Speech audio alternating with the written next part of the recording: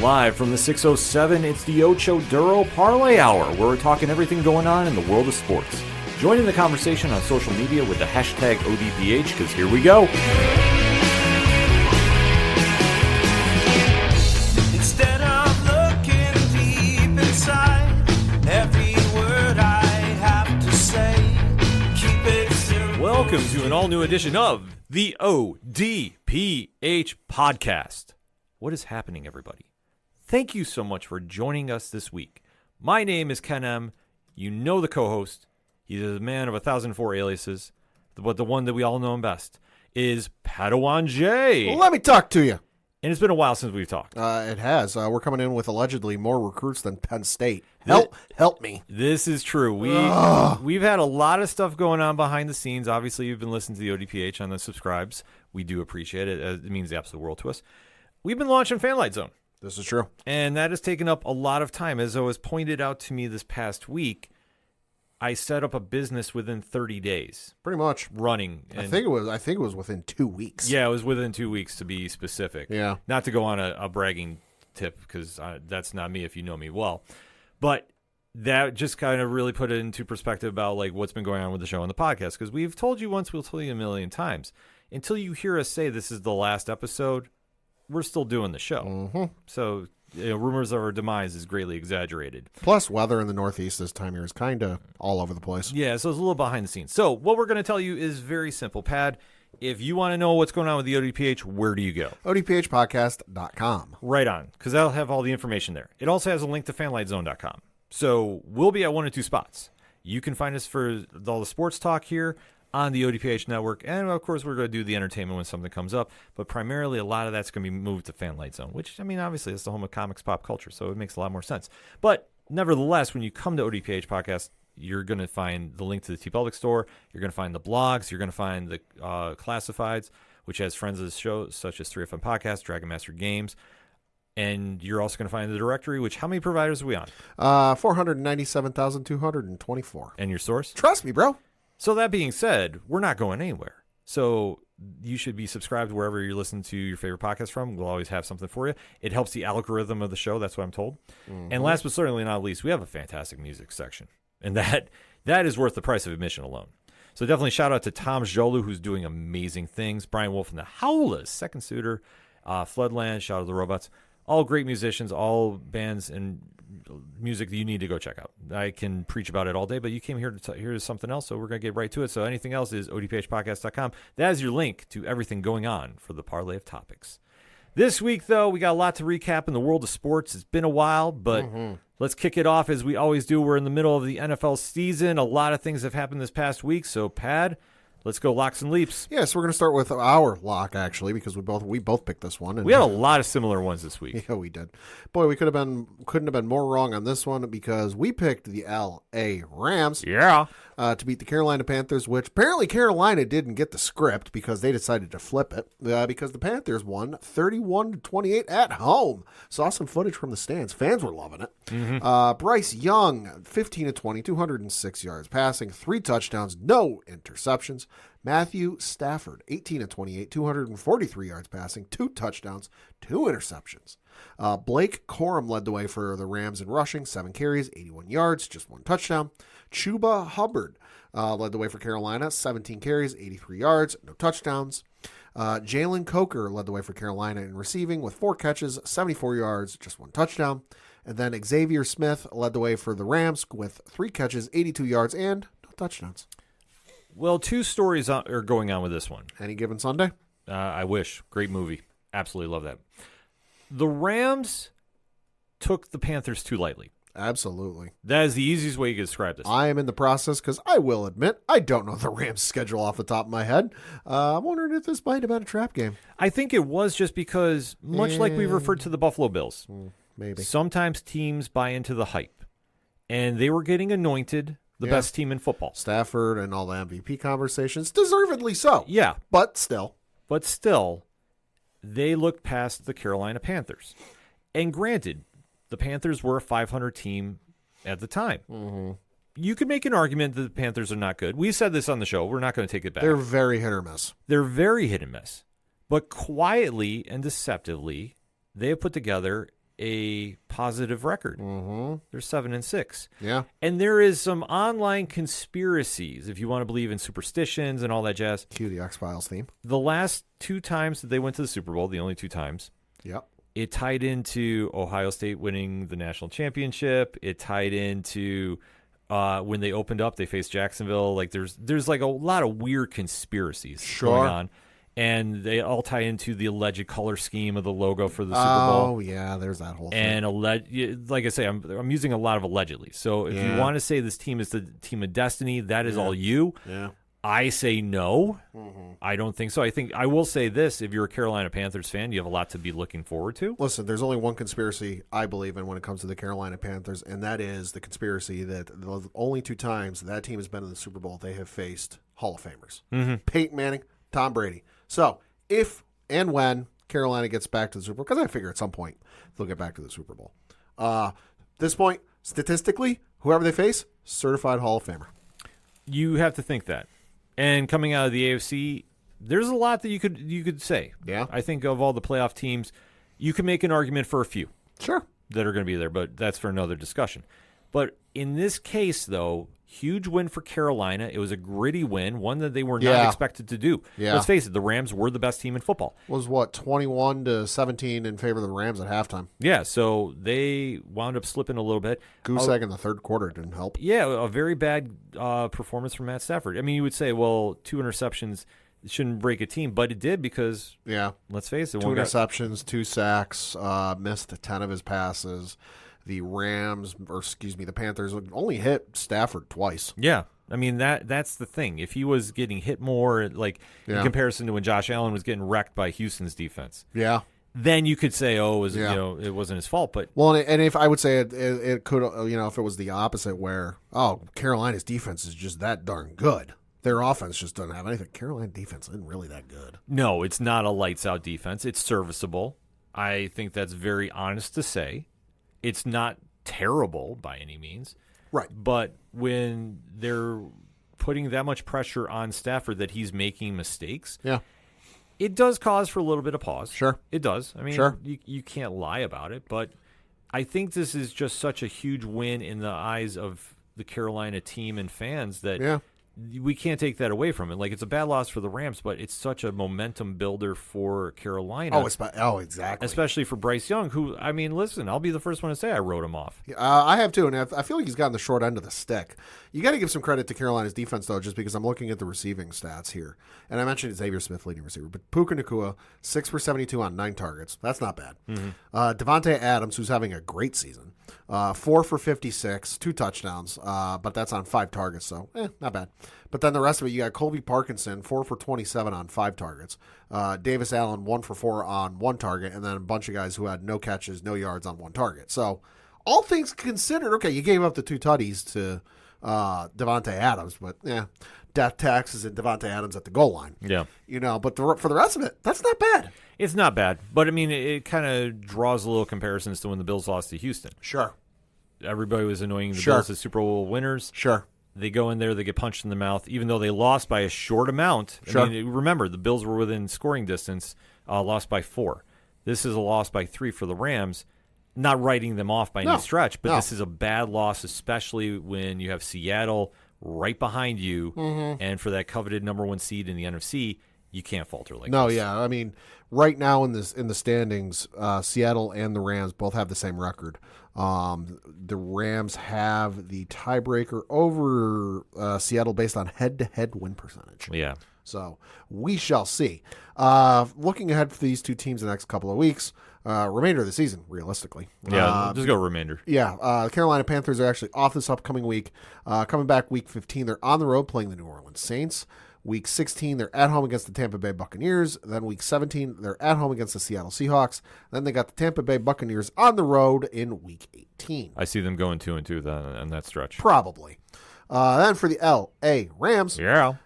Don't think it was necessarily a trap game. Could be, though, because they've got the Arizona Cardinals on the road. Division. This upcoming Sunday. So, maybe trap game, maybe not. I don't know. I think the one after it is. Because that is a home game against the Detroit Lions. Then they've got a Thursday night game, week 16, on the road playing the Seattle Seahawks. Then you've got a Monday night football game the week after that on the road playing the Atlanta Falcons. And then the last game of the year is at home against the Arizona Cardinals.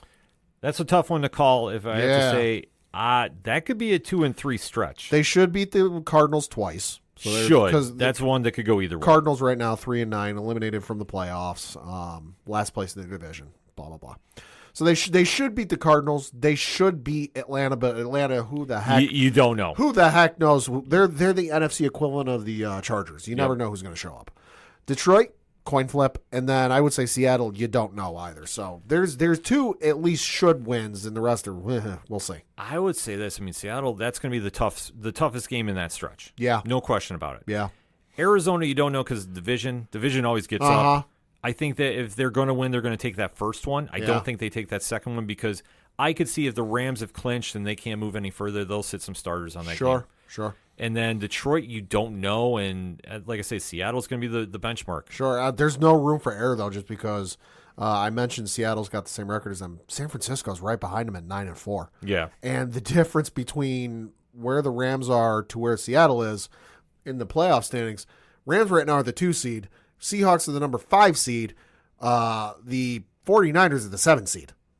Yeah, so I mean, there's literally no room for error. And if this ends right now, I don't think the Rams want any part of the 49ers. Nope. 49ers are doing this with a literal carousel of players. This is true. So can't take anything away from that. This is true. But we're talking about the NFC, though. One of the biggest surprises of the season, even though we did call it on the preview show.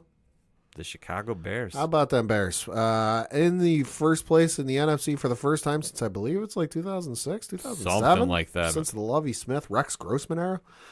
Listen, I took this as a leap. Don't ask me why. I had a feeling in my gut. Turned out to be right. Because the Chicago Bears beat the Philadelphia Eagles 24-15. Caleb Williams, 17-36, 154 yards passing, 1 touchdown, 1 interception. Jalen Hurts, 19-34, 230 yards passing, 2 touchdowns, 1 interception. Saquon Barkley led the way for the Eagles with 13 carries, 56 yards, no touchdowns. Kyle Monaghanai led the way for the Bears, 22 carries, 130 yards rushing, 1 touchdown. Oh, by the way, DeAndre Swift, 18 carries, 125 yards, and 1 touchdown. Have a game. For the Bears in receiving, it was Cole Kmet, 3 catches, 36 yards, and 1 touchdown. And then for Philly, it was A.J. Brown, 10 catches, 132 yards, and 2 touchdowns. Bad loss for Philly. Oh, boy. I know the defensive coordinator was hearing it from the fans. In fact, I believe his house was egged. I thought I heard something about that. There's some kind of wild story going on with this. I think the big tell here, though, is Philly is not the juggernaut that we all thought they were going to be. No. Saquon Barkley has had a good season, not a great one. It's compared to last year, it ain't good. Yeah, and Jalen Hurts is not playing lights out. Tell me about it. Fantasy. Yeah, I mean, there's a lot of issues going on with that offense. I mean, it's been very well publicized. So stagnant. We're not saying anything out of turn here. So when you have a team that is literally playing with no pressure on them, and that's what the Bears are doing. Yeah. And the Bears are winning gritty. Like, you think about it, at halftime or going into the third quarter, rather, or fourth quarter, it's 10-9 Chicago. And Chicago didn't falter. They didn't get caught up in the moment. They don't break. They played great. And Caleb Williams, I mean, listen, it's not a pretty stat line, but he's getting wins. No. But when that running attack is doing what they're doing, 2 rushers over 100 yards. I mean, you can tell that even in the time of possession. Bears, 39 minutes, 18 seconds. Eagles, 20 minutes, 42 seconds. Yeah, that's a problem. Holy smokes. That's a problem. I dare you to have that time of possession and win. Yeah, so Chicago, give it to Ben Johnson. Yeah. Give it to, I mean, in all honesty. Whipping off the shirt like he's Pat McAfee on Saturday. If he gets this team in the playoffs, which he should. He should. He's coach of the year. I don't think there's anybody you can question. You might make an argument for Seattle's coach. Yeah. You could, pending, but I think this. I think for the Bears in this moment in time to do what they're doing, and only few people, and I'll take my victory lap on that one, thought that Johnson could come in and make an immediate impact. Sure. He's doing it, and he's got this team believing they can win. I figured the Bears would be decent. Right. hovering around 500. Yeah. Maybe contending for a wild card spot or making some noise. Wouldn't be eliminated until, the final week of the season where you always get those weird scenarios that are playing out on live TV. But did I ever think they'd be sitting here first place? Never first place. First place in the NFC North, number one seed in the NFC conference because they have the tiebreaker over the Rams based on best win percentage in conference games. No, I would have never thought that. It's insane. No, but they're finding ways to win, and they're winning gritty. Yeah. That is something that if I'm opposing them in the playoffs, sure, you got to be worried. They're not blowing teams out, but you know what? Win's a win. No, they're winning ugly. 5-point win against Cincinnati, 4-point win against the Giants, 2-point win against the Vikings. What is this? 9:30, a 3-point win against the Steelers, and then you get this one against the Eagles. Yeah. That's 1-point win against the Raiders, 1-point win against the Commanders, about 12 points win against the Saints. Yeah. They blew out the Cowboys 31-14. Oh, yeah. That's the thing. They're winning in such a weird sense that the bend but don't break, except for a few hiccups there. A win is a win. A win is a win, and being 9-3 and sitting on top of the NFC speaks volumes. So for the rest of the remainder of the regular season for the Bears this upcoming Sunday, should be interesting because they are on the road playing the Green Bay Packers. Is that the 8 o'clock game? No, that's a 4:25 game. Surprised. Current weather forecast is because, hey, it's Green Bay in December. Ooh, good Lord. According to AccuWeather, it is going to be 18 degrees and partly sunny. Good. Ooh. Still going to be cold. After that, they got a home game against the Cleveland Browns in Week 15. Another Packer game, this one in Chicago in Week 16. That one is an 8:20 game that's on a Saturday on Fox. So, that'll be cold. And then they've got a game Week 17 on the road playing the San Francisco 49ers. That'll be on NBC. Close out the regular season. Boy, you want to talk about potential implications. Home game against the Detroit Lions. That's huge. Uh-huh. Depending on records, that could be Yep. That could be for the NFC North, if not. Anything is wide open this year. Well, the thing about it, which we'll get to Detroit in a little bit, the Bears can sneak in there. They only got some real competition in my eyes in Green Bay. Yeah. So that's why it makes next week's all that important. Yeah. So we'll have to kind of wait and see. Then for the Philadelphia Eagles, they've got a game this upcoming Monday on the road playing the L.A. Chargers. That'll be on ESPN and ABC. Week 15, home game against the Las Vegas Raiders. And then week 16, on the road playing the Washington Commanders. Odd start time for that one, 5 o'clock. Week 17, boy, you got some interest in this one. On the road in Orchard Park, New York. Yeah. Playing the Buffalo Bills, 4:25 game there. So that'll be a good Buffalo in late December. Bring your long coats there, Eagles fans. And then they close out the regular season at home playing the Washington Commanders. I will say this. I would never want to buy a home ticket for that. Mm-hmm. Bills Mafia and Philly fans. Yeah. I went to a Bills game years and years ago, like 97, 98, whatever Marino's last year was, where he was hurt for like the whole thing. Mm-hmm.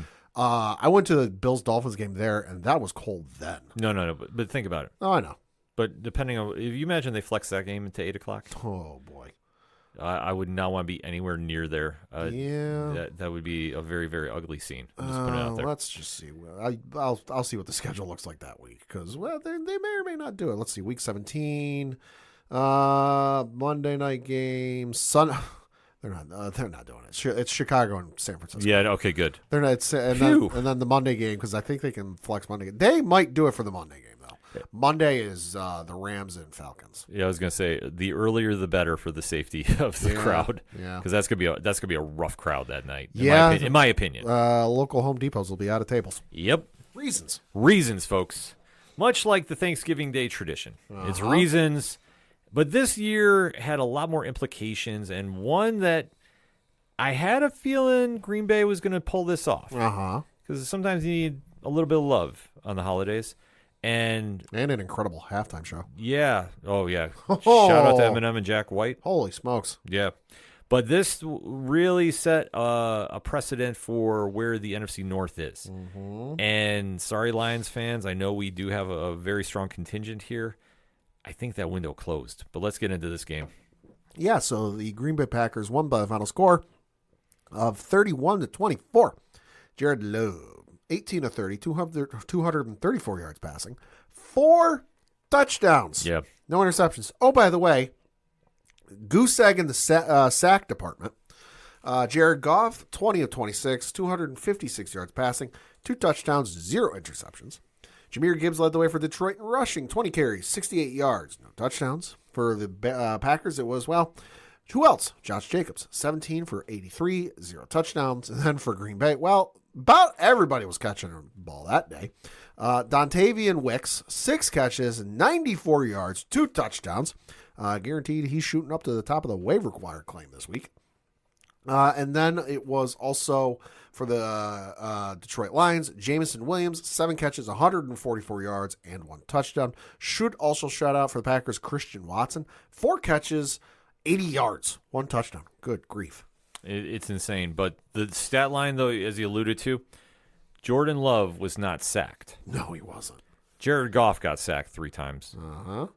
And the Lions only managed 2 quarterback hits. Yeah. One from Tyleek Williams and the other one from Alim McNeil. So that being said, I really think Detroit has got some problems. I give the Packers credit. I'm looking at the stat line for Aiden Hutchinson. They shut him down. Six total tackles, 3 solo, no sacks, no tackles for loss, no passes defended, no QB hits. Like, he was there. He played. Yeah. But it wasn't much. And granted, I mean, I know Amon St. Brown got hurt early in the game. Right, which that doesn't help. No, it definitely doesn't. But in this situation, it's the story of Detroit's defense could not get to Jordan Love. Mm-hmm. And it's not like the Packers have an amazing offensive line. Right. They have a good one, sure. But would I say it's Indianapolis level? No.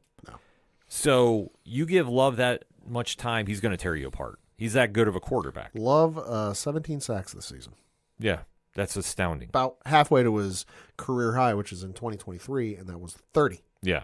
So you think about the day and night difference. So the line is playing very well, but if you can keep him upright and there's no pressure, he's doing it. And on the flip side, like I say, this game was only separated not by much, but by enough that with this, Detroit took a bad loss, 2 games behind the Packers, and they're behind the Bears. They're outside looking in. Yep. And honestly, I just don't think this team is going to pull it off. I think, unfortunately for them, the NFC West is too stacked. Yeah, I mean, they're in the 8th seed, 7-5.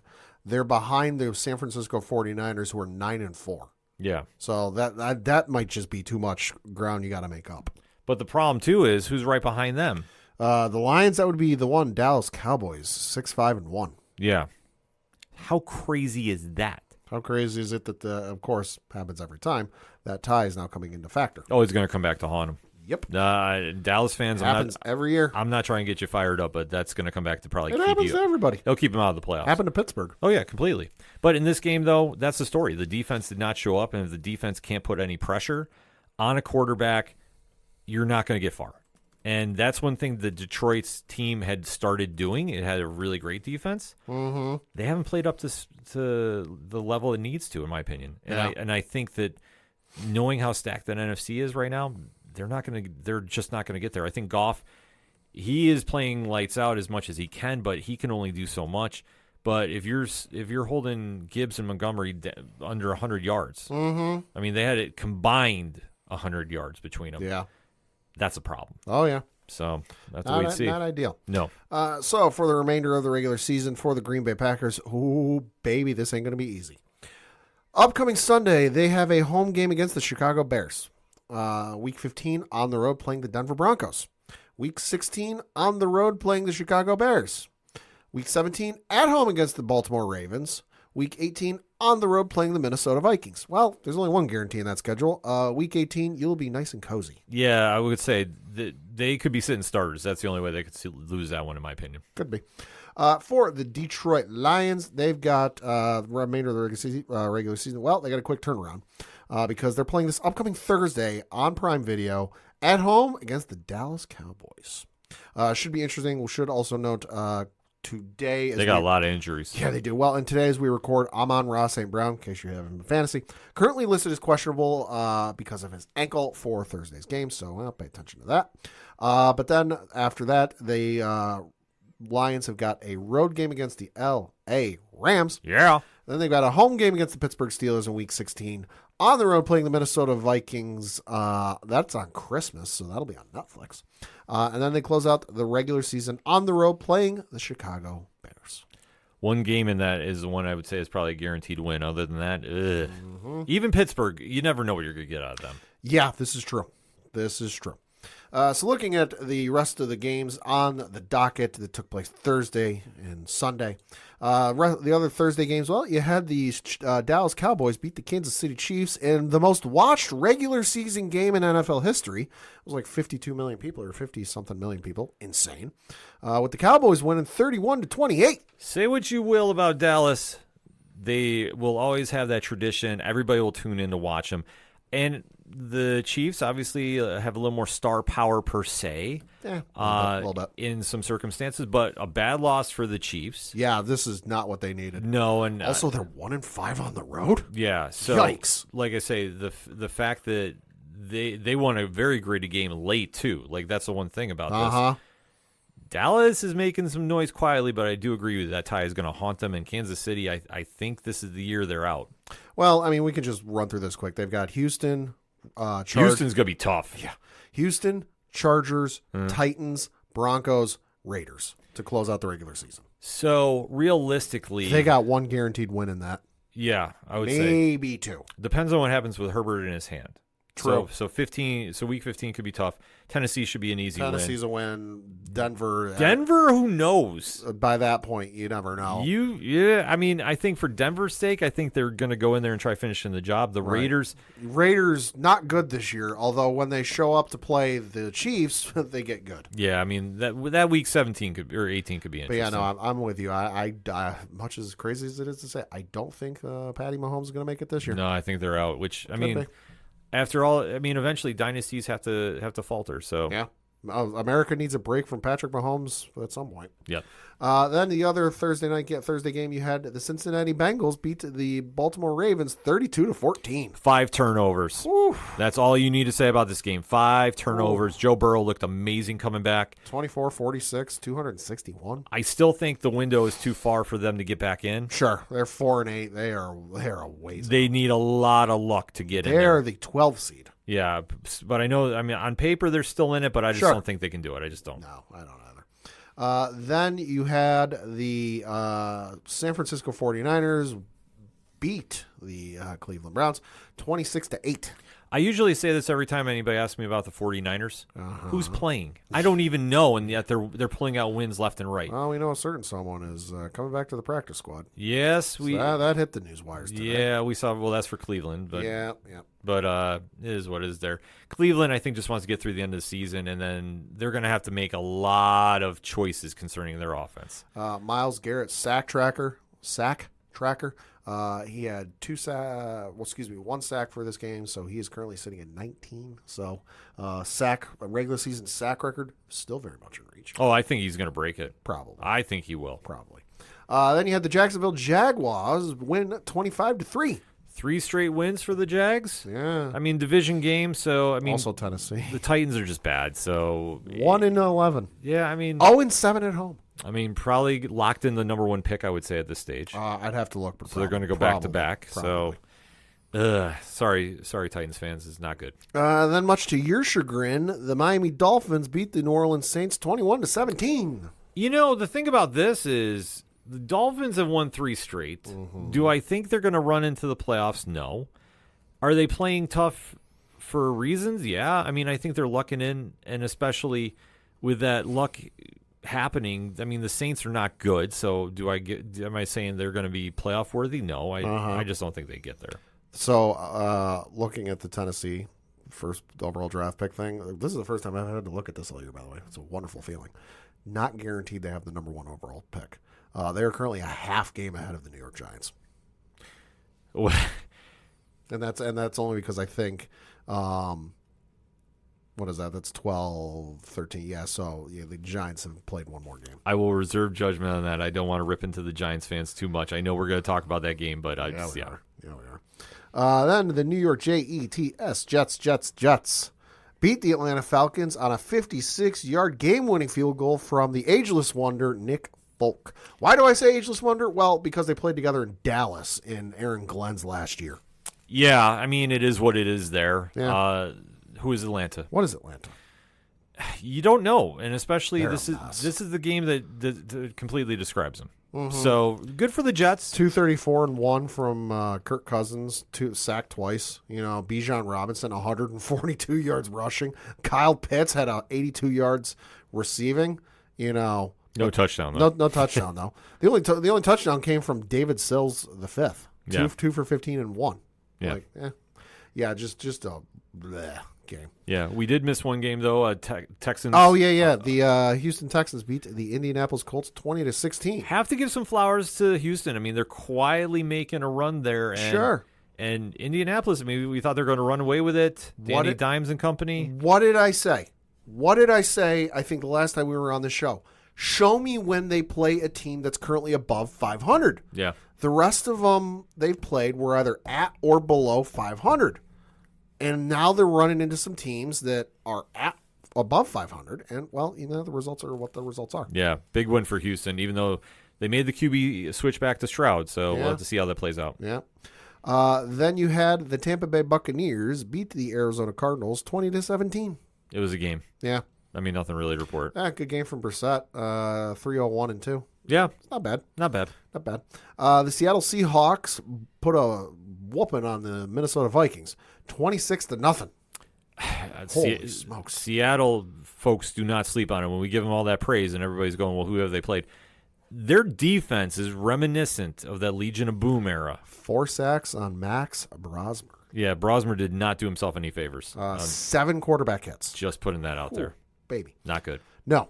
Then you had the Los Angeles Chargers beat the Las Vegas Raiders 31-14. Even with one hand, Herbert had a good, 2 touchdowns. He played great. Already had surgery. Yeah, I mean, so planning on playing this week. Well, it's in his non-throwing hand, so I could understand if he wants to. And granted, for the playoffs push, they're going to need to, but it's a tough call. Did not know that non-throwing part. Yeah, I'm sitting there going, how the hell is he going to play? Yeah, it's non-throwing. That makes sense. So it's pretty much like his. Sure. I don't know the official status, but I would say it's like his pinky. Sure. Then you had the Denver Broncos beat the Washington Commanders 21-7-26 in overtime. Bum. Ah, Catch of the year, though. Catch of the year. I will say this. This game was a lot better than I thought it was going to be. It was a Traylon Burks was the gentleman who had the catch. And I will say I felt so bad for that 2-point conversion that failed. Yeah.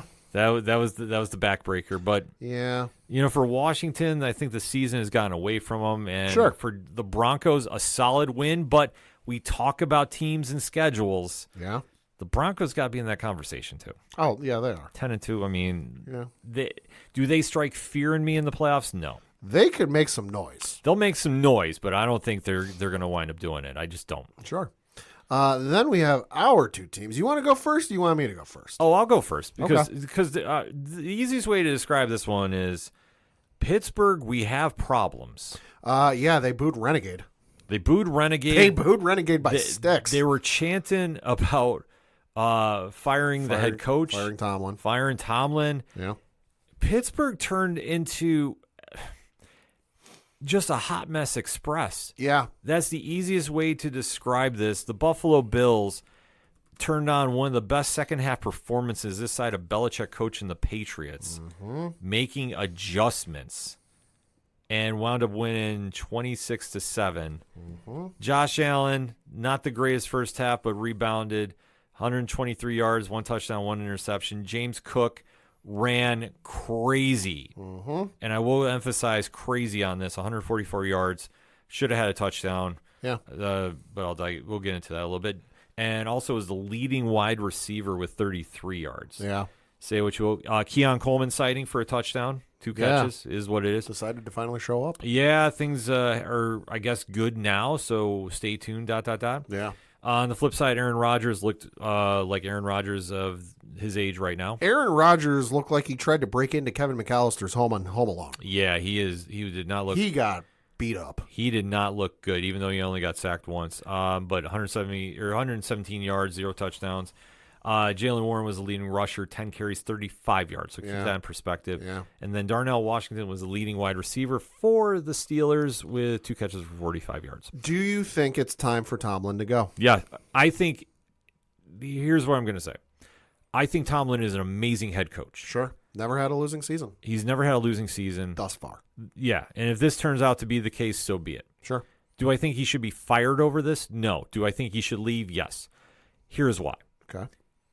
He has literally held this team together when it should have fallen apart on numerous occasions. Mm-hmm. And say what you will about his coaching style. Le'Veon Bell, Antonio Brown. He's handled every single problem that they've had in a locker room as best as possible the Steelers' way.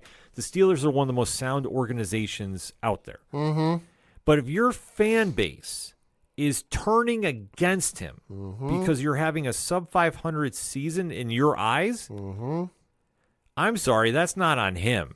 And the fact they were so audacious to chant fire Tomlin in the game. Yeah. There's problems in Pittsburgh we have not seen. This is very uncharacteristic for the Steelers organization. Yeah. Now, will they fire him? No, I don't think they would. I think that they'll agree to part ways. Yeah, exactly. Which, if they want to do that, that's perfectly fine. Sure. And that's Tomlin's right if he wants to bounce. Sure. Because if he's not getting appreciated there, he should. There's going to be a lot of job opportunities, college and pros, that would line up if he leaves. Listen, I'll already tell you this right now.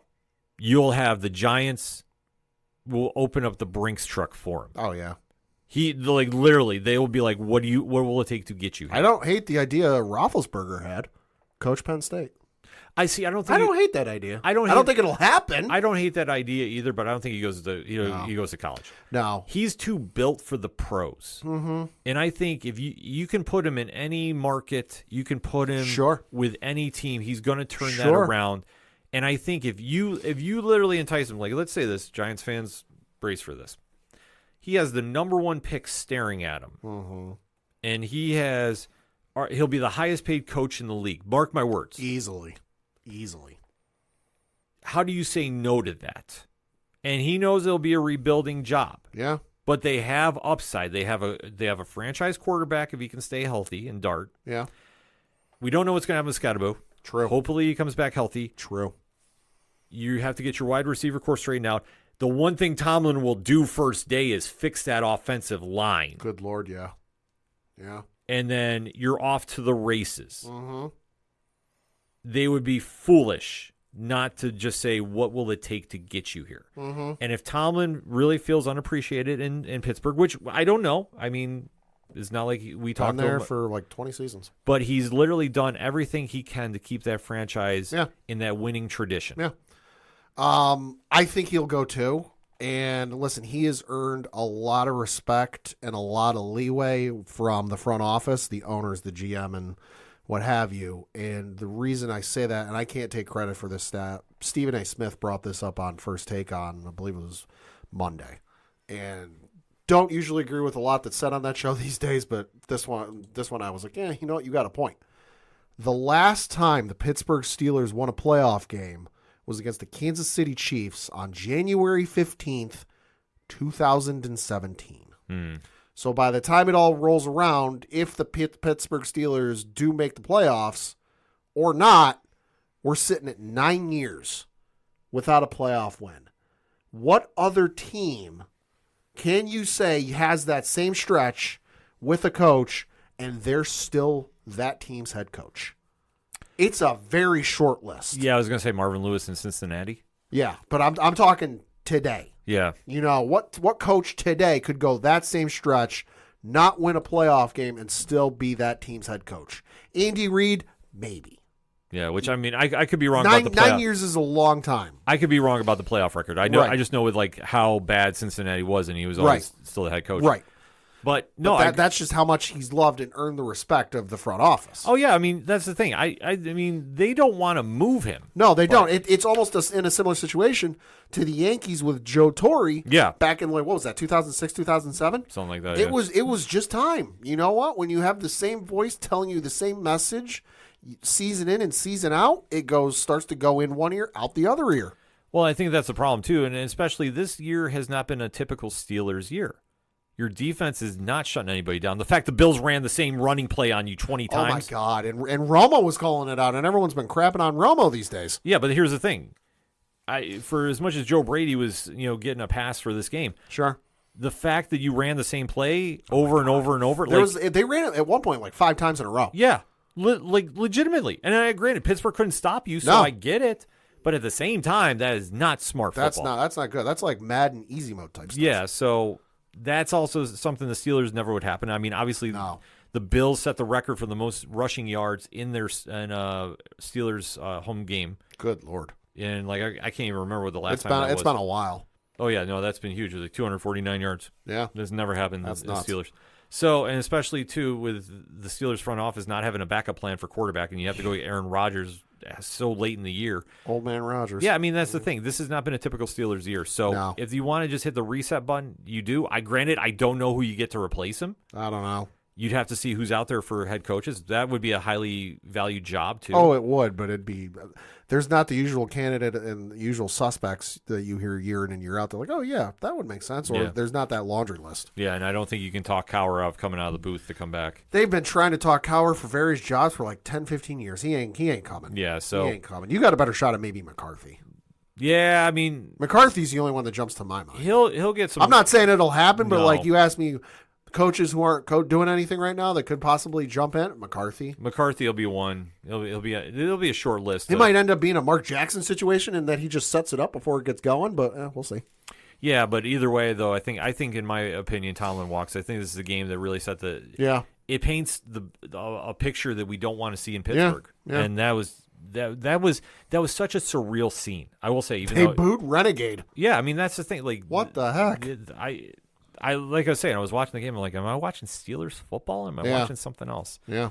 I digress. For the Bills, the remainder of the regular season, they've got the Cincinnati Bengals at home. Then they've got the Patriots on the road, Browns on the road, Eagles at home, and then the Jets at home.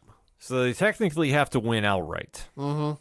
Realistically, I think they can go 3-2 in that stretch. So, because right now, second place in the AFC East, and for the playoff standings, currently the 7th seed. Yeah, so they don't have room to falter. No, because Houston right behind them at 7-5. Yeah, and then you got Pittsburgh 6-6. Yeah, I mean Houston needs to take an L, and then the Bills need to win, and then that would at least give them some breathing room. But we'll have to wait and see. Now we get to the Monday night game, which was my New England Patriots against the New York Giants, where the Patriots won 33-15. Drake May, 24-31, 282 yards passing. Motherfucking penalties. Almost had his first 300-yard game. 2 touchdowns, no interceptions. Jackson Dart, 17-24, 139 yards passing, 1 touchdown, no interceptions. Devin Singletary, 12 carries, 68 yards, just 1 touchdown. Travion Henderson led the way for the Patriots, 11 carries, 67 yards, no touchdowns. Hunter Henry led the way for the Patriots in receiving, 4 catches, 73 yards, no touchdowns. And then you had Darius Slayton leading the way for the Giants, 2 catches, 41 yards, and just 1 touchdown. Patriots are looking dominant. They are looking. That was, holy shit, I will say. Haven't been able to watch every game this year just because, well, the way it played out, they don't have a lot of nationally televised games or games that are on in our area. But for the few games I have seen, that was the hardest I think I've seen this defense hit all year. They were throwing the Madden hit stick like it was going out of style.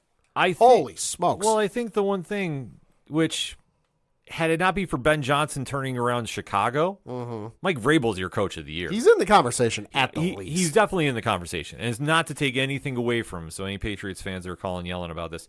Listen, we knew, I think anybody that really knows football knew when Vrabel comes to that team, he was going to turn it around. I don't think anybody expected it 1 year. Nobody expected in 1 year. But he has instilled that Belichick-esque do-your-job mentality back into that franchise that sorely needed it. And the biggest turnaround has been Drake May, who as wild as this might be for some, is in that MVP conversation. If you're saying he's not, you're lying to yourself. Exactly. He's in the conversation. Number 1 in the NFL in yards, 4th in the NFL in touchdowns, tied for 63rd in interceptions, and then he's 4th in the NFL in QBR. Yeah, you have to give him his due about that. Mm-hmm. Anybody that says he's not and goes off about the schedule nonsense, listen, I would worry about the Patriots more than I do the Broncos any day of the week. What are they through? 12 games? 13 games? 13. Yeah, 13 games. He has had 3 games this entire season with a quarterback rating below 100. Week 1 against the Raiders, it was 80.6. Then you had the game about a couple weeks ago against the Buccaneers where it was 89.4. And then against the Bengals where it was 87.1. Every other game, his quarterback rating has been over 100 by a lot. Well, there's one game that gave him the confidence. And listen, I'll be honest about it. This is against the Bills. Sure. The fact he went in there and slayed the beast, if you will. Sure. The big bad beast of the East. And that is something that will give you confidence. And he has been playing at a different level since that game. Let us be honest about this. He's making throws and precision passes that astound even me. He had that touchdown pass to Kyle Williams. What was that? I think it was like the second quarter. Yeah. He chucked it up. You go back and watch the footage, you can see Mac Hollins and Stephon Diggs knew it was going to be good. I'm sitting there going, he might catch it. Holy shit, he caught it. Yeah. But that's just how good he's been playing. And the fact that he's gelling with Vrabel, that mentality is there. They're very reminiscent to that Belichick era. Sure. Except, Vrabel is a lot easier to deal with in interviews. He does have some Belichick-isms, though. Oh, he does. Yeah. And like I said, you could definitely tell when he went back there, you knew it was going to be a problem. You had the whole Stephen A. Drake May first take thing, and they asked Vrabel about it, and Vrabel's like, I don't know anything about that. That's certainly not the ESPN I grew up watching. Yeah. So you have to keep that in perspective when dealing with this team, but this was a Patriots win. Yeah. If it felt. So I know that there's a lot of hoopla about how far they can go, and honestly, the sky is the limit. Yeah. Am I going to crown them Super Bowl champs? Not yet. No. I think I want to see how they do in the playoffs. Could I see a falter in the playoffs? Yes. Oh, sure, depending on who they play, yeah. Depending on who they play. Yeah. But I will say this. They're going to give every team they face a run for the money, depending on how soon they clinch, because I think it's after next week if they win. So they're on a bye this upcoming week, but if they play the Buffalo Bills week 15, if they beat Buffalo, I think they can clinch then. Yeah. So if they clinch then, there'll be a different story. It just depends on seeding. Yeah.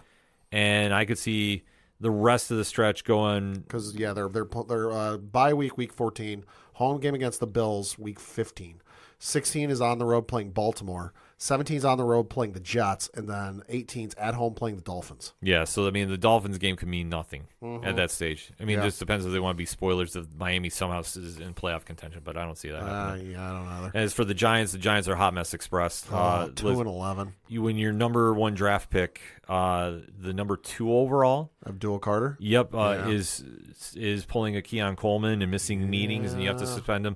And is playing subpar for somebody that was asking for Lawrence Taylor's number when he came out of college. Yeah. They got some problems there. And I will tell you this. If Tomlin comes there, don't be surprised if Carter's not there. Yeah. I'm just going to put this out using some educated guesses here. Yeah. Oh, a lot of storylines happening this week.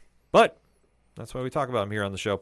So that being the case, hit us up on the hashtag. Hashtag ODPHpod. If you're still using the hashtags, why not? It's a good hashtag. Let us recap the week that was week 13 of the NFL. How is your team doing? Are we talking playoffs? Are we talking draft? Are we talking fantasy football? What are we talking? Hit us up. Let us know. We're going to get a quick breakout. We'll be right back. Hey guys, it's Alan Dunford here from Top Hat Studios, co-writer and co-creator of Pocus Hocus and Grandma Chainsaw, and you guys are listening to the ODPH podcast. I'm gonna be down to the punch, 'cause they can't bring me down if I'm already under the ground.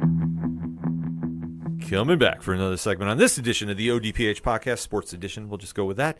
We got to talk some pro wrestling. Yeah, we do. And a lot happened this past week for the WWE World Wrestling Entertainment because it was the annual Thanksgiving tradition, even though it's not on Thanksgiving anymore. It is that weekend, though. Yep. And we hope everybody had a happy Thanksgiving. We sure did here, and there was a lot to be thankful for with some very interesting matches happening at Survivor Series Wargames. And did it live up to the hype? Did it not? Let us talk about it. I know I have mixed feelings about it, but I was very happy with what I saw overall. But let us recap the card that was Pad. Yeah, so this took place at Petco Park, which is, of course, the home of the San Diego Padres in San Diego, California. Gorgeous ballpark, by the way. Yes.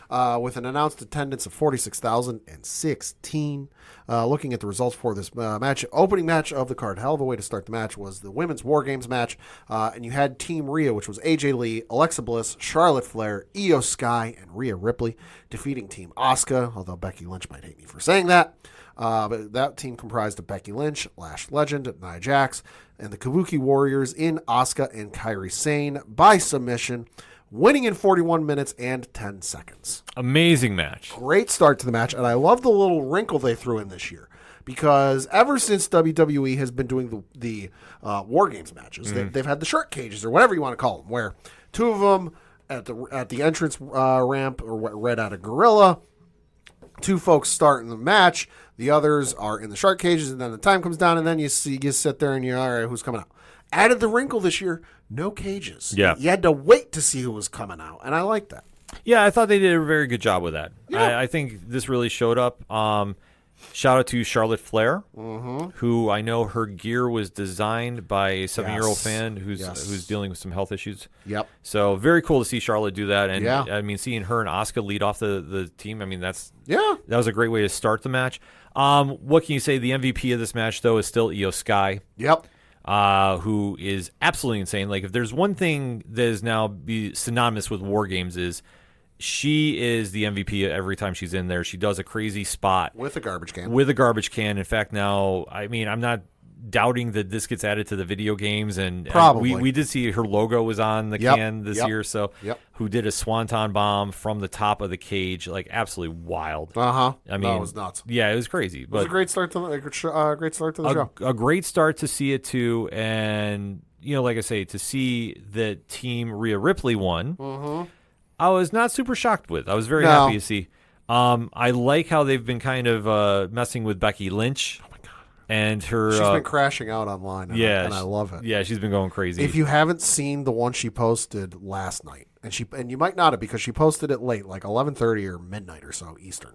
Yeah. The crash outs she's been having on social media are just incredible. Yeah. The only bad thing about this, though, I would say, and I felt bad, was Lash Legend. Yeah. Because the crowd did not pop. They didn't even simmer. No, and I think it was dead. I think they should have brought her in the match earlier. Yeah. Instead of I believe she was the last one for their team. Yeah, she was. I'm almost wondering, and I had this thought when she was coming out, and I heard no crowd reaction, which is the last thing you want. Yeah. I wonder if folks were expecting her to get taken out by somebody else. Possibly. Maybe like somebody who ended up showing up in the very next match to help out with the win, in Alexa Bliss, because the crowd was very surprisingly dead. Yeah, I think so too, but I think it's the problem that she's also super new on the main roster. Right, that's where I was going with it. As weird as this sounds, because we watch a lot of wrestling here, and obviously listen to the show over the years, we watch everything. Right. There is a distinct difference between NXT audience and WWE audience. Sure. And there is a good crossover for the most part. Sure, but as Rich has said on various iterations, there are some WWE watchers who just watch main roster. Yep. They will not watch NXT for whatever reason, no matter how accessible it is these days. Yeah. So it is crazy to see in that aspect. And I think that hurt Lash a little bit. Yeah. Even though when she's been on the main roster, she's been amazing. She's going to be a star on there, too, mark my words. But just kind of seeing that was the only thing wrong with this. I mean, I know it took a little while for everybody to get their timing going, but sure, once they got in there and really, you can kind of feel like the pace was picking up. I think this match really took off. Yeah. Very solid opener. Very happy with what I saw. And then, I mean, my favorite match of the night was next. Oh, baby. This was the singles match for the WWE Intercontinental Championship with Dominic Mysterio taking on John Cena. And also Dominic had Raquel Rodriguez and Roxanne Perez in his corner. And winning via pinfall in 16 minutes and 40 seconds, your new Intercontinental Champion, Dominic Mysterio. Well, we kind of talked about this a little bit online on the Fanlight Zone blog that I did for predictions. I did not think they were going to have John Cena be champion going into his final match. No. And it makes sense not to because that match is the storyline's already there. Yeah. You don't need to add the Intercontinental title involved. You're not having a tournament to face for the number one contender for the Intercontinental Championship. You're having a tournament for the number one contender to face John Cena. Exactly. So I had a feeling they were going to do this. Monster pops for both. Oh, yeah. Dominic, if you don't believe he's over, I mean, he is. Oh, hometown crowd, but yes. Either way, he was over big. I think, him being the number one 30 under 30 for ESPN, it's well deserved. As wild as we have been critical on him over the years, he's earned our respect, and he is definitely deserving of all the praise he's getting now. Mm-hmm. He's doing matches like this. This was a fun match. Yeah. Cena, definitely to give him the rub, if you will. Cena's selling like a champion. Good Lord. Yeah. Took a Tejana bomb from Raquel Rodriguez. Took pop rocks from Roxanne Perez. And then, of course, we get the moment that it was rumored. I'd heard it earlier in the day. Liv Morgan showed up again. Came out, what the heck is she going to do? She going to take out John? She going to go after Dom and everything that's been going on? Well, she did slap the you-know-what. She did slap the taste out of Dom's mouth. Yep. Oh, holy smokes. And then she went and jumped in John Cena's arms. And I got to give Liv credit with the sell and the acting job she did with her eyes, because I was on the other coast of the country and I was scared. Yeah. Because if you haven't seen that clip, go look that clip up, because, oh, my God. And then she went low on John Cena. Yep. It was incredible. It was a great moment. Like I say, it was something to solidify her as a character. Yeah. I think for anybody that wasn't sold that she's a main event player, that to have that moment in that spotlight and own it, that was something. And I think that I'm not saying that it was like when Becky Lynch broke her nose and was standing there, on top of in the stands there. Right. But it was a moment that everybody knows what she did, and the fact that it got the reaction out. She pulled the double swerve, goes for the low kick. Dom takes advantage, gets the win. Yep. Reunites the Judgment Day, if you will. Yep. Like I say, it was a moment to be had, and it was one that definitely, I don't care if anybody says it was super overbooked or whatever the case was, it did its job. It's the Judgment Day. Everything is always chaotic. Yeah, so I had zero issues with this. Love this match. Was my favorite match of the night. Absolutely. Next up was the singles match for the Women's World Championship with Stephanie Vaquer defeating Nikki Bella, winning via pinfall in 12 minutes and 20 seconds. I'll admit, I thought that was a lot shorter. Yeah, I did too. It was good. It was all right. Like I think here's where I go with this. Okay. I think this was almost too predictable. Mm-hmm. You weren't going to take the belt off Vaquer now. No. Having Nikki go there and lose is the right call. I know I've heard and read some things online saying that this was so detrimental to Nikki. No. I don't think so. She's coming back. She's coming back. Is she going to be on the full-time deal? Is she, what's she doing with this? Who knows? But I think that since we've seen her back, I think she still needs to kind of pick up some timing. Sure. In my opinion. Sure. And it's not to say, she's awful. Sure. But I think there was moments in this that she was just behind a half step. Mm-hmm. And it's because you've been away for so long. Mm-hmm. And until you get back in the ring and the timing and all that, I think it plays a factor. This was not a good match in the sense of, I think that there was just a lot of stuff that they could have been a little tighter about. Oh, I agree. No, am I going to remember this match, whenever I go to see or nominate something for like a best match of the year candidate and then whatever award is going on? No. But I think it was good for Vaquer because let's not forget, Nikki Bella is a Hall of Famer. Mm-hmm. And while I would say of the new class that is on the main roster between her, Lash Legend, Julia, Roxanne Perez, I think Stephanie is the most over of the group. Yeah, I would say so. It's a good win for her. It's a feather in her cap. It's a notch in the belt. It helps build her up a little bit. Could you go and eventually give the belt to Nikki? Sure, with the right story and whatever. Sure.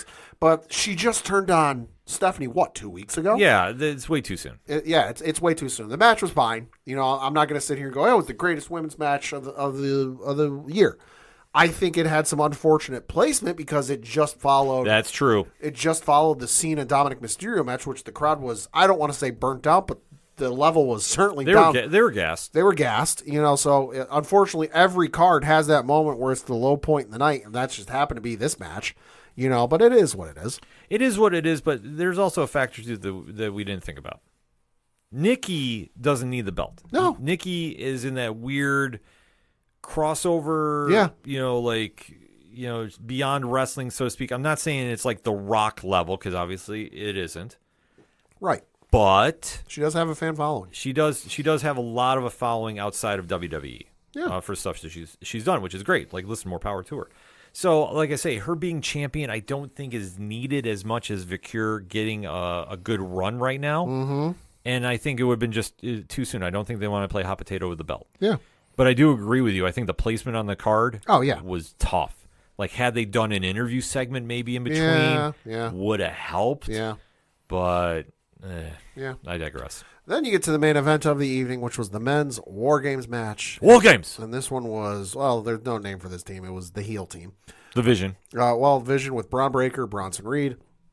Maybe new member of the Vision. We'll see. Logan Paul. I think they solidified him on Monday. Drew McIntyre and Brock Lesnar with Paul Heyman. Defeating CM Punk, Cody Rhodes, the Usos, and Jimmy and Jay. And Roman Reigns winning via pinfall in 40 minutes and 30 seconds. Which, let's be honest, the first 35 minutes of this, good. Yeah. The last 5, wet fart.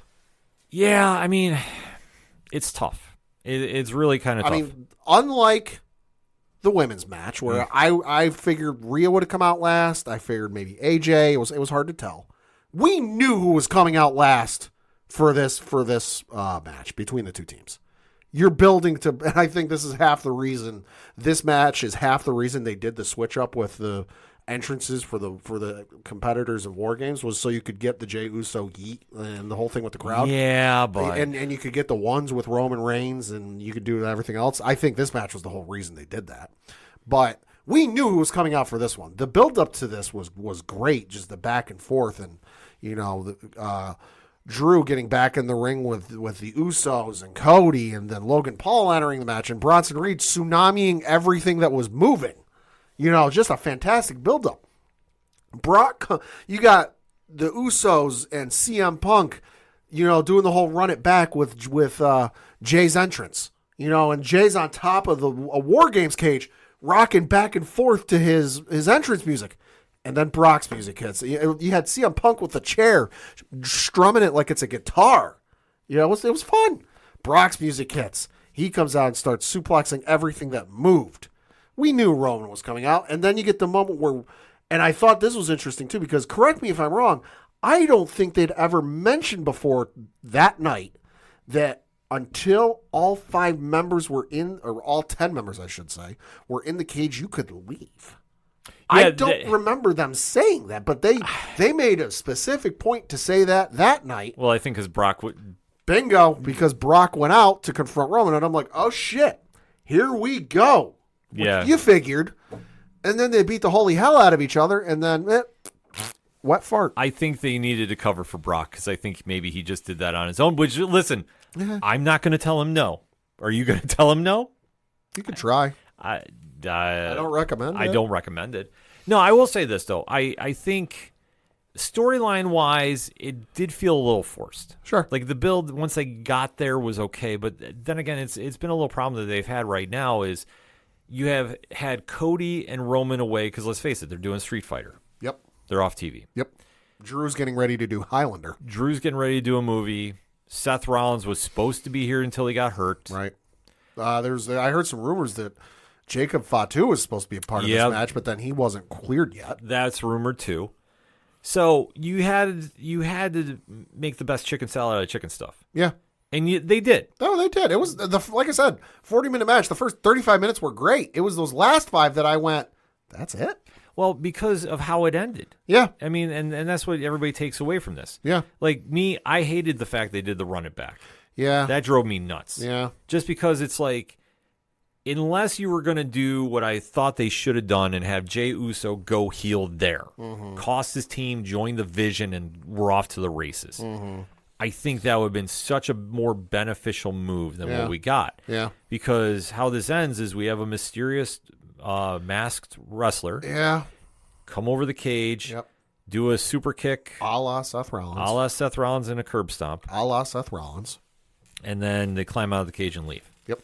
So you have that ending, and it's like, what? If you think that's Seth Rollins, I have a bridge to sell you. Yeah, I mean, I understand what they're trying to do per se. And they're trying to play off the whole he was injured and then he faked everybody out angle again. Well, I don't think it's necessarily so much that. I think what they're trying to do, and I want to say I feel they have an idea who it's going to be, but at the same time they could always move into a different direction should something come in there. Sure. Like and granted, everybody's come up with some theories. Listen, the one I'm just going to debunk right now. Okay. It is not Jon Moxley. People are actually saying that. Oh my God, dude! Holy hell! Granted, I know you don't follow anything AEW on socials. No. I have read some things. Holy cow! I agree with it? Absolutely not. I think it's the most far-fetched thing possible. I mean, there's one person that I think is still technically in AEW that you could throw out that idea, and sure, but he ain't that spry anymore. Oh, Jericho. Chris Jericho, yeah. Like, could it be Jericho? Yeah, sure. You could draw it out long enough that it eventually revealed to be Jericho, but let's face it, Jericho's not that spry anymore. It's not him. There's a short list of real suspects you could do. We've got to remember, too, Seth Rollins, for those who still think it's Seth Rollins, go back and watch the footage. Seth Rollins isn't that broad-shouldered. Yeah, there's no way. I knew instantly that wasn't Seth. No. So, if you really want to narrow it down, if you want to do a locks and leap style, Sure. the lock would be Austin Theory. Yeah, agreed. That would be the definitive lock because obviously nobody's seen Theory for a while. He's been quote unquote hurt. Yeah, something's been going on. We don't know. Yeah. He's just been off TV. Yep. He's had an injury. We don't know the extent or whatever the case is, but he's been gone. Yep. It would make a lot of sense. He's rumored to be part of the Vision, and he was rumored to be part of the Vision when it started. Yeah, so it would make the most sense to make him. So I'm going to say he's the lock. Yeah. Now the leap is kind of interesting. Okay. Because you could go a couple different spots with this. One was Sami Zayn, which that'd be interesting. It would be interesting, but he's like the Mick Foley of this modern era. I don't know if the crowd can boo him. In all honesty, yeah, and listen, that's nothing against Sami, but it's being honest. True. You could also make an argument that much like when Rhea Ripley was dressed in all black and we didn't know who it was, and she attacked a male wrestler when she joined the Judgment Day. Right. True. There's a couple things I saw online, which I'll give, if I can find who the account is, I'll give them credit. Zoe Starks. Now, granted, I don't think it is Zoe because I don't think she's ready yet to come back. No. But that kind of put an idea in the head. I saw a couple of people throw out Tony D'Angelo, and I'm like, you wouldn't if that was the case, he wouldn't be masked because nobody would know who the hell he is. Well, you never know. Like I think they just kept it that mysterious because I think maybe they're still figuring it out. That could be. Which listen, that's fine. Could be just buy him time. As long as you get a payout of some sort. Sure. I mean, could it be are they going to try waiting to see if Jericho does sign, it's him? I mean, you have time because the next technically event with the event chronology is NXT's Deadline, which is taking place on Saturday. Yeah, they won't touch that one. After that, you've got Saturday night's main event, which that's all focused around John Cena. So you ain't John Cena and NXT talent, they're not going to do anything there. After that, you've got another Saturday night's main event at the end of January. That's going to be up in Montreal. No, I think not to interrupt you on that, but I think what you're going to happen is they're gearing up the year anniversary on Netflix. You'll have your answer then. Could be because what did they scheduled on Monday Night Raw? Well, Paul Heyman scheduled. What is it? Braun Breaker versus CM Punk. Yep. That's on January 5th. The fact you're getting a main event at that level, the allegedly quote unquote WrestleMania main event. Yeah, it could be. I think that's where you get your answer. After that, it's Survivor Series at the end of January. Oh, you mean Royal Rumble? Oh, so yeah, sorry. Why did I say Survivor Series? We're talking Royal Rumble at the end of January. So, which, boy, the timing of that one, the start time of that one's going to be real interesting. Oh, yeah? That's the one in Saudi Arabia. Oh, geez. Uh-huh. So, hey, for us, it'll be real good. Middle of the afternoon. Yeah, I can take a middle of the afternoon. I'm not mad about that. I will not be mad about that That's why if they ever put WrestleMania over in London, I won't be mad about it because it'll start at like 2 or 3 in the afternoon.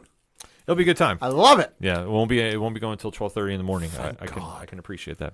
But you have any picks for that? I mean, for who it's going to be? No, I think it's Austin Theory. I can't think of anybody else that's been off TV for a while. Which, hey, if they end up coming up with somebody that's not Austin Theory that's been off TV for a while that I totally forgot about, kudos to you. I don't think it was Randy Orton because Randy Orton is way taller than that person was. It'd be fun though. Leaps though, I mean, just because I heard it and I think it'd be funny, Tony D'Angelo, why not? Tony D would be fun. Tony D'Angelo would be fun. Would make no sense whatsoever. Listen, I'm okay with it. He has won me over. He is Mr. TNA on a WWE roster. I'm okay with it. Which, hey, by the way, shout out TNA. Yeah, I was going to say. Got the AMC deal. Listen, big deals happening with TNA Wrestling. January 15th, they're going to be having a 2-hour show. Thursday Night Impact. Listen, TNA or AMC, you want me to watch? Do a negotiation because I've got Hulu Live TV. Get on Hulu. I'll watch. Yeah, that's one thing we're going to have to. That's the only downside is AMC is not on Hulu Live. We'll have to shoot them a line. We know people who know people over there. Mm-hmm. But either way, a lot of storylines happening there. The Raw after didn't really do. I know they kept saying it was epic. Listen. Forget Raw. The biggest talking point for WWE is Ethan Page got carjacked by an iguana. Yep, that's true. NXT had the better storyline this week. Ethan Page, Mr. Iguana carjacked Ethan Page at NXT. Yeah. If you haven't seen the clip, go watch it. It's amazing. It's tremendous. Yeah, they've been doing a lot, but like I say, they're kind of easing up on the storylines a little bit because obviously with the John Cena one. Deadline coming this weekend. Yeah, Deadline, all the focus is going to be there. Yeah. So if you want to hear more about that, I'm happy to announce, I guess I'm allowed to break the news if you didn't catch the first episode of Fanlight Zone Presents. 607 TWS is back. Heyo. And if you haven't heard 607 TWS, you can go through the archives here on the ODPH. I'll say the feed is still up on Apple Podcasts. I know that. Yes. How far back it goes, I couldn't tell you. I don't know either. I'm still subscribed to it on Apple Podcasts. You should be too. Let's just say this. I know Rich is happy to bring that brand back. Yeah. And I can't wait to watch. I just wish I could be on it, but scheduling is not allowing me to right now. Listen, I know they would record, and sometimes I'd be busy and wouldn't be able to watch, but I'd be able to listen to the next day on my workout. Made my workouts go a lot quicker. And it's a lot different than their former show. Hey. I want to say shout out to Rich and shout out to Sammy. It's going to be a lot different than their former show, and I'm just going to leave it like that.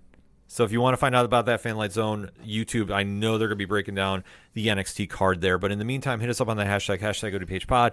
We're talking WWE here, so let us know your thoughts about Survivor Series Wargames and where you think everything's going to be heading, because there's a lot of wrestling going to be taking place. So make sure you're following Fanlight Zone and the ODPH, because we're going to have a lot of coverage taking place for the end of 2025 and into 2026. That all said, got to get one last breakout. We'll be right back.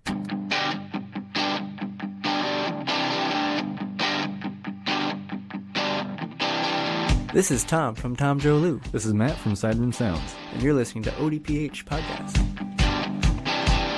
Wanna go where no one knows my name, to the desert, the oceans, or the plains. 'Cause I wanna... Coming back for the final segment on this edition of the ODPH Podcast. Pad, what you got? Couple things got to talk about. First of which is obviously being the local minute and looking at the standings for the Empire Division of the Federal Prospects Hockey League, where our Binghamton Black Bears play. Of course, they are back-to-back defending champs. Another week, still in first place. That's right. They are sitting in first place with 44 points. They are ahead of the Port Huron Prowlers in second place with 33 points. Topeka Scarecrows are coming up next in third place with 25 points. Right behind them in fourth are the Blue Ridge Bobcats with 23 points. Also right behind them in fifth place, the Danbury Hat Tricks with 22 points. Then you've got the Watertown Wolves in sixth place with 15 points. And then bringing up the rear still, the Indiana Sentinels in seventh place with only 5 points. Ooh. Yeah, not a good season for the Indiana Sentinels. Growing pains, I would say. Definitely not a good look. Looking at the Black Bears schedule from this past week, heck of a weekend they had. They had a game on Wednesday, November 26th against the Danbury Hat Tricks. Won that game 6-3. If memory serves, that was the wild one where they started off down 3-0, and then they had two players end the game with hat tricks. Yeah, which is absolutely bonkers. I can't think of the last time I saw that at any level of hockey. Came back on Black Friday, November 28th against the Watertown Wolves. Won that one 4-1. Then a gritty, gutsy win on Saturday. This one against the Twin City Thunderbirds, where they won that one by the final score of 5-4. So a couple games going on this week. Both of them are at home. Friday, December 5th, 7 o'clock Eastern, they're playing the Port Huron Prowlers. And then they're back again on Saturday, same time, 7 o'clock, playing the Port Huron Prowlers. So for more tickets, information, and all that good stuff, BinghamtonBlackBears.com. Now we got to talk a little bit of basketball because, oh boy. A lot of drama lately. Yeah, apparently the Clippers need to cut some money to pay Kawhi Leonard in aspiration money. Hey. No, I kid. But the Clippers did make a rather interesting move today as we record, or last night as we record, however you want to define it, because less than a week after they posted and announced that it would be Chris Paul's final season in the NBA. Well, they're cutting ties with him. Reading from an article from Greg Beecham of the Associated Press on NBA.com, it reads, quote, Chris Paul says the LA Clippers are sending him home from their road trip, putting a shocking twist on what is expected to be the veteran point guard's final NBA season. Just found out I'm being sent home, Paul posted on social media at around 3 a.m. Wednesday morning, adding a peace emoji. The struggling Clippers are in Atlanta for a road game against the Hawks on Wednesday night. LA lost at Miami on Monday night to fall to 5-16 and a wildly disappointing start to the season. The 40-year-old Paul is playing his 21st NBA season, and he strongly hinted last month that it will be his last. The 12-time All-Star and 2-time Olympic gold medalist has earned 4 All-NBA first-team selections, and he ranks second in NBA history with 12,552 assists. He was the first player to score at least 20,000 points while recording at least 10,000 assists. He became arguably the most accomplished player in Clippers franchise history, while leading the team to 6 winning seasons from 2011 to 2017, including the Clippers' first 2 Pacific Division titles and 3 playoff series victories. Paul returned to Los Angeles as a free agent last July, rejoining a franchise where he is loved by fans while having an outside chance to contend for his first championship alongside Kawhi Leonard and James Harden. Lawrence Frank, the Clippers' top basketball executive, issued a statement confirming Paul's departure to several media outlets early Wednesday. He indicated the Clippers will attempt to trade Paul, who signed a $3.6 million deal to return to LA. Quote, we are parting ways with Chris, and he will no longer be a part of the team, Frank said. We will work with him on the next step of his career. Chris is a legendary Clipper who has had a historic career. I want to make one thing very clear. No one is blaming Chris for our underperformance. I accept responsibility for the record we have right now. There are a lot of reasons why we've struggled. We're grateful for the impact Chris has made on the franchise, close quote. So certainly interesting things going on. And just to add some potential fuel to the fire, Shams Charania of ESPN did put out a thing today as we record, saying, quote, Chris Paul and his leadership style clashed with Clippers, sources tell ESPN. Paul has been vocal in holding management, coaches, and players accountable, which the team felt became disruptive. Specifically, Ty Lue was not on speaking terms with Paul for several weeks. Drama, but I know obviously with Chris Paul being on the way out, I mean Father Time has caught up with him. True. Not really surprised, just a messy way to break up. But then again, you've had somebody that's been a leader on a team for so long as Paul has. I'm sure he butts heads with a lot of coaches and such because he's used to running a team in his own manner on the court. So I can understand the drama. It's an unfortunate way to kind of wrap things up. So it is what it is there. But wild for the inevitable documentary that will be made about his career. Yeah, so definitely one to watch as this move forward. I mean, I think that I wouldn't doubt if Paul is going to be done and a free agent, he just winds up being on a team that's about ready to make a breakthrough. Watch him end up on the Lakers. I mean, watch that move finally go through. All these years later.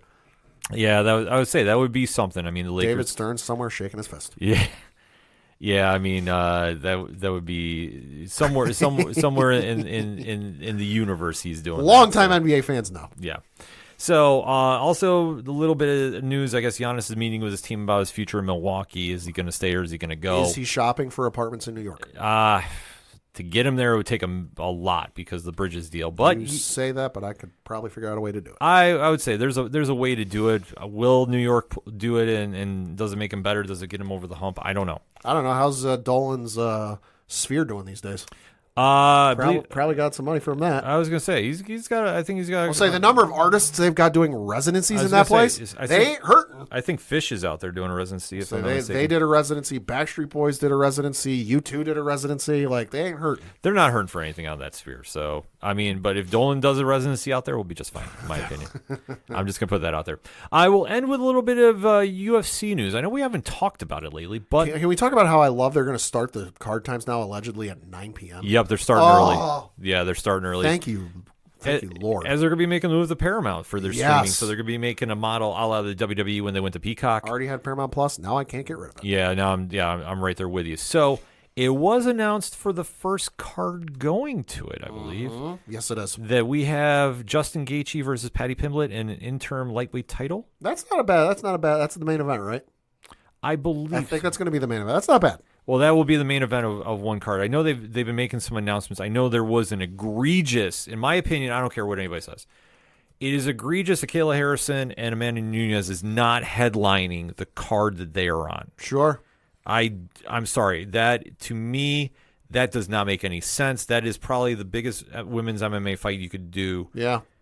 So the fact it's the co-main for UFC 324. 324, yeah. That's the. That is the Gaethje. Yeah, that is the Gaethje one. I am shocked at this. I'm sorry. Like, listen, Gaethje and Pimblett is good.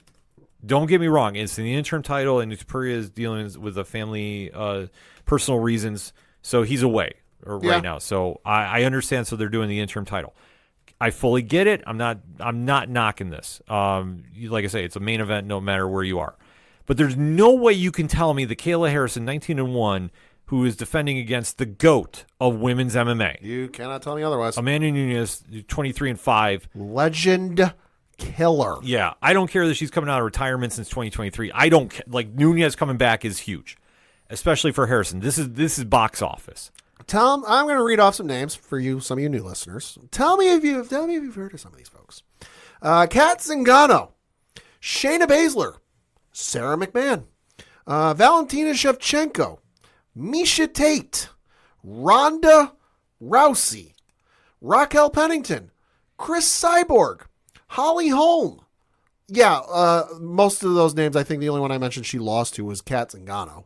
But all those other names, she's beaten them. Yeah. It's a literal who's who of the greatest MMA women's fighters of all time. She stood toe-to-toe with Cyborg and didn't blink. Uh-huh. Like, let's just say this. I mean, Nunes is the GOAT. There's no question about it. So the fact that it's the co-main, I will agree with Ariel Helwani. I know he's been outspoken about it. And listen, I'm right there with him. Gaethje and Pimblett is a great main event. Yeah. And it's a co-main. It's a good main event any other night of the year. But, yeah, I'm sorry. If you're comparing the needle mover, I'm sorry, it's Nunes and Harrison. Agreed. No question about it. Gaethje, granted, we haven't seen him since, the BMF title?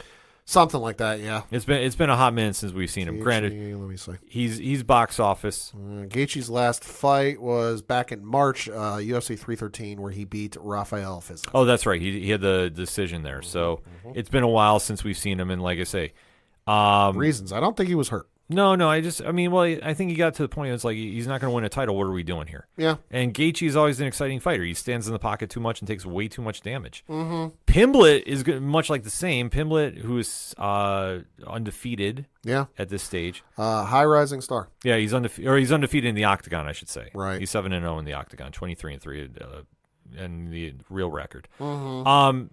He's going to stand and bang with him. Yeah. So that is going to be a hell of a main event. Anywhere else, Sean O'Malley versus Seo Young is going to be also on there. So that's going to be a great card. Grasso versus Thug Rose is also going to be taking place. So at a flyweight, and Derek Lewis is on the card too. Listen, you sold me on Derek Lewis alone. Yeah, I mean they have a stacked card for this. So coming to Paramount, that's the card you want to make. So that's going to be it's a good huge. First foot forward. Yeah. So also starting at 9:00 is glorious. Yeah, everything about this is a big win. For those of you who don't understand it, on the East Coast, these cards previously would start at 10 o'clock and sometimes end at 1:30, 2 o'clock in the morning. And when you got to get up for work the next morning, it's rough. Yeah. And I'm going to leave with this note. Okay. Because I did not realize this was happening here. Okay. According to ESPN. Okay. Most valuable promotions, quote, most valuable promotions, this is Andreas Hale is writing. Most valuable promotions has revealed the undercard for the Jake Paul versus Anthony Joshua fight on December 19th and the Kaseya Center in Miami, which is airing live on Netflix. Okay. So Anthony Joshua is going to be boxing Jake Paul. Okay. And this is a legit boxing match. This is legit. This ain't the scrimmage nonsense he's been doing. No, this is a real fight. Okay. This is real. Okay. The undercard, readings from the article yet again, quote, the undercard for Paul's previous scheduled fight with Gervonta Tank Davis remained largely intact, which, however, Anderson Silva is no longer facing Chris Weidman in the main card opener. I did not realize they were boxing on this card. Yeah, no, they were. I did not realize. No, they were. Instead, fellow former UFC champion Tyrone Woodley will be stepping in to face Silva in a 6-round cruiserweight matchup. I say the same because I was talking to Common Man Vince Iatoli about this when the Silva Weidman thing was initially announced. What year is it? I might Woodley versus Silva. What year is this? I might have heard this and I just tuned it out. I think I was just like because I saw this who Silva was originally supposed to fight, and I'm like, all right, 10 years ago, maybe. Yeah. Now, no. Yeah. So and I still say that for Woodley. Nothing against Woodley, but why? No, this is I guess you need a paycheck. In my opinion, this is going to be just a train wreck TV. Oh, absolutely. Like, am I watching? Hell yes, I am. I might be. Oh, on Netflix, I'm watching. I'm sorry. Depends on what I'm doing that night. As long as there's no pro wrestling going on, I will be watching this. I'm going to tell you right now, I will be camped out for this. Because this is just going to be a mess. I'm sorry, Anthony Joshua is going to absolutely destroy Jake Paul. It's not even going to be close. If it is, I just let me put it this way: I cannot see this logistically happening where it's close. I'm sorry. Yeah. Yeah, I love if you can find Dana White's reaction when he was told this. He's just I did see that. I'm the same way. I had the exact same one he did. So. But yeah, so that's something to keep an eye out for on December 19th. And as we alluded to, the UFC card going to Paramount Plus, listen, is going to be one you don't want to miss when it takes place. And honestly, just make sure you sign up for Paramount Plus. I love the deal they're doing there. 9 o'clock fights. Give it to me. For that said, though, for anything and everything it is, the ODPH, you can find it at ODPHpodcast.com. That's it for this week in sports. So for the one and only Padawan J. Fuck the Astros. I'm your host, Ken M. I'd like to say goodbye to Devin Williams. Listen, I know you went to the $50 million a year. You can keep his ass. Adios, my friend. Adios. Have fun pitching in Queens. Thank you as always for listening to the ODPH podcast. We'll see you next time.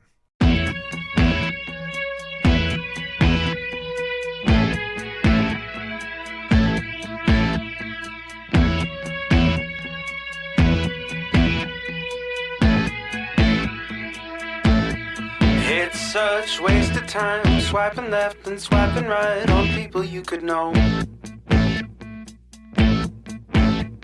'Cause anyone who's worth a damn would be worth way more than a picture could ever show. You could find the right light, find the right angle, and never find your soul. And it can feel like a losing battle, and this pot is full of holes. This modern way of finding love just makes me feel so alone. And I can't be the only one sick of staring at my phone. So look up, talk to me, a better way to spend our energy. Just look up, talk to me. We don't have to float alone on the open sea. Don't know that I believe in the old time fable. Everyone has just one true love. All I know is you're across this table, and you're all I'm thinking of. So look up, talk to me, a better way to spend our energy. Just look up, talk to me. We don't have to float alone on the open sea.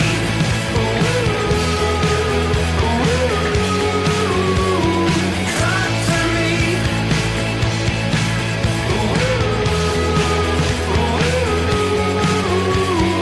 Talk to me. It's such waste of time, swiping left and swiping right on people you could know. Whoa.